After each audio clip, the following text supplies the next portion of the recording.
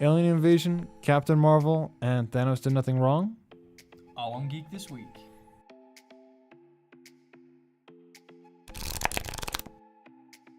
Hello everybody, welcome back to another episode of Geek This Week. It was a fantastic week and we've got some good news for you, so we're just gonna jump right in. This week in gaming, plenty of good news is abound. In a pleasantly surprising development, the PC release for Capcom's Monster Hunter World has been bumped forward significantly. While it was originally scheduled to come out closer to the holiday season of this year, the developers are satisfied enough with how it performs in its current state that they've moved the date up to August 9th here in just a few weeks. What's more, the game does not seem to have nearly as demanding specifications as many had anticipated, requiring only an i5 processor, 8GB of RAM, and at least a NVIDIA GTX 760 or equivalent graphics card. Obviously, better components are recommended in order to have a better gaming experience, but you can play with just those. Regardless, PC gamers everywhere should be excited for their first shot at a Monster Hunter game. The CEO of CD Projekt Red has announced that Witcher 3 does not mark the end of the series.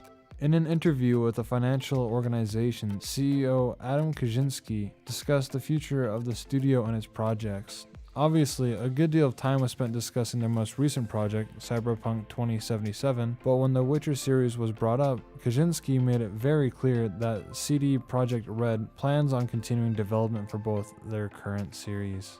There was not much info given as far as the timeline for an upcoming Witcher game, but he did say that it is possible that the game will not be called The Witcher 4, which means a potential prequel or spin-off game may be ahead. Either way, it's nice to know that we might see some familiar faces ahead. With very little in the way of marketing, a new game titled Earthfall released this last Friday.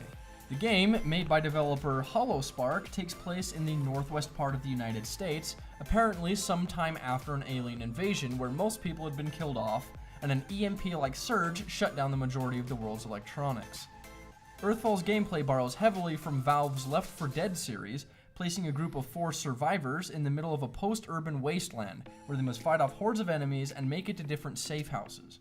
Where it does seem to stand out, however, is in its use of tools within the environment to help the players turn the odds in their favor. On top of a variety of weapons, players are also able to find things like barriers and traps to help them survive. For Left 4 Dead fans everywhere, this is certainly one to check out. This week in movies, it's nothing new that Brie Larson is starring in her own Captain Marvel film, but we do have it on good authority that the filming might already be done. In a recent tweet from Brie Larson herself, we received an image of a movie clapper signed by what is assumed to be the cast of the film, next to a calendar with an X through July 6th and a quote stating, "Last day." Though Disney has been keeping a lot of information regarding the film on the down low, this is a sign we may very well be getting this information soon. Here's to hoping the film doesn't get delayed any further.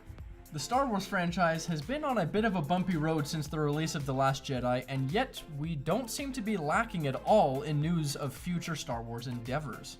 We got even a bit more news this week, with Billy D. Williams, who played the original Lando Calrissian, supposedly being confirmed by The Hollywood Reporter to be in the upcoming Star Wars Episode 9. Even though Solo, a Star Wars story, did not do as well as Disney had hoped, it is no surprise that the film helped revamp adoration for these beloved characters. Who knows? Maybe it's Lando that will kill Kylo Ren. This week in tech, a new line of Nerf guns hopes to bring back portable laser tagging.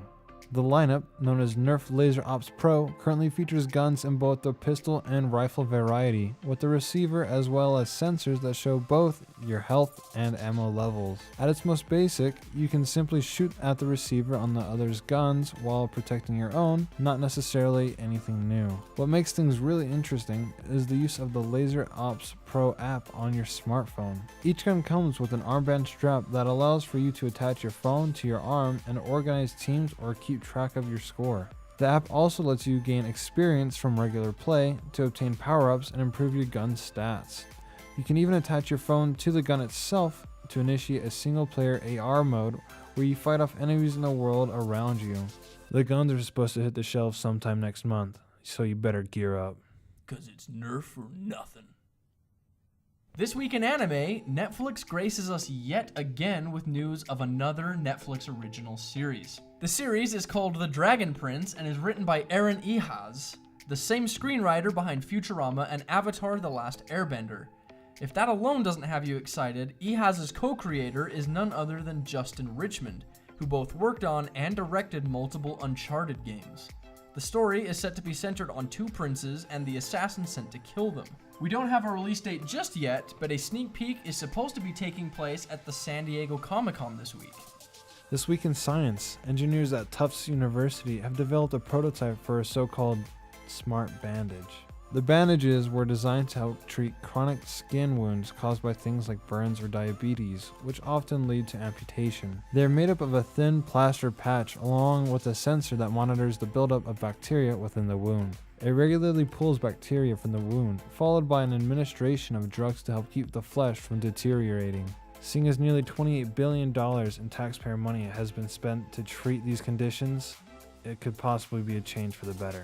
In other news this week, Barnes & Noble bookstores around the nation will be hosting a game night event to promote more foot traffic within their stores. The event starts this week and will run from July 19th to July 23rd and will allow people to come to the store to play board games with other members of the community.